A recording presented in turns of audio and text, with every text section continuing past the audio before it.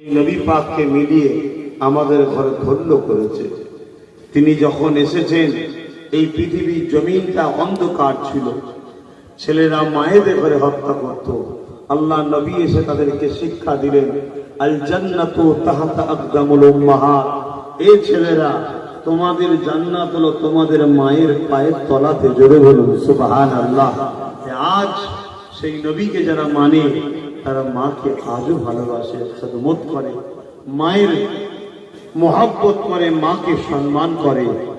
রাসূল পাক সাল্লাল্লাহু আলাইহি সাল্লাম যখন এসেছিলেন তখন এই পৃথিবীতে নারীদেরকে জ্যান্ত পুঁতে দেওয়া হতো। আল্লাহ নবী এসে বললেন, না, নারীদেরকে পুঁতো না, নারী তো মায়ের জাত, যার ঘরে প্রথম নারী হয় আল্লাহ তাকে জান্নাতের সংবাদ দেয়। জোরে বলুন সুবহানাল্লাহ।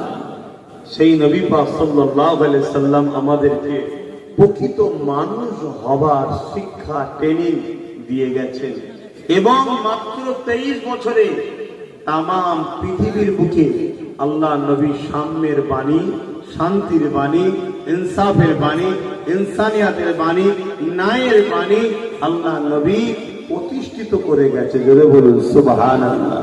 শুধু প্রচার করেছে তা নয়, প্রতিষ্ঠিত করেছে। সেই নবী পাক সাল্লাল্লাহু আলাইহি সাল্লামের ঘরের সন্তান হিসাবে এবং আপনারা সেই নবীর উম্মত হিসাবে আমাদের দায়িত্ব, আমরা যদি শান্তি পেতে চাই সে রাসূলের নীতি আদর্শে জীবন করুন, তবেই কামিয়াবি হবে। এই মাসটা এলে আমরা রাসূল পাক সাল্লাল্লাহু আলাইহি সাল্লামের শিশুবেলার কথা আলোচনা করে থাকি। আল্লাহ নবী কিভাবে এসেছেন, তিনি ছোটবেলায় কি কি ঘটনা ঘটেছে, এই মাসে বেশি বেশি করে আলোচনা হয়ে থাকে।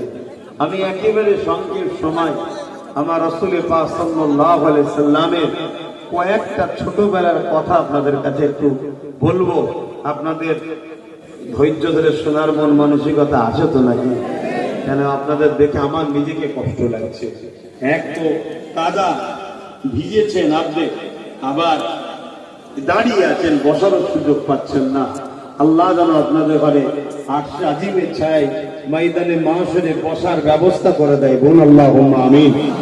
কানা মিকদারু 50 আলফা সানাতিন, কোরআন বলছে ময়দানে মাহশরে 50,000 বছরের একটা দিন হবে, যেদিন মাথার এক বেত্তা একতেলে এক হাত উপরে আল্লাহ সূর্য নামিয়ে দেবে, যেদিন মানুষের মাথার ঘিনু ঘিনু নাক দিয়ে গলে গলে পড়বে।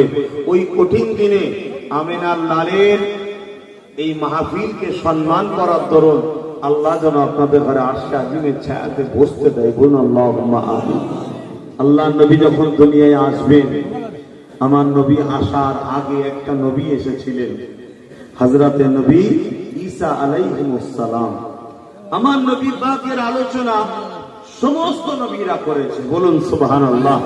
আল্লাহ আমার নবীকে এত সম্মানওয়ালা, এত মাকামওয়ালা করেছে যে আমার নবী পাকের আলোচনা সমস্ত নবীরা করেছে।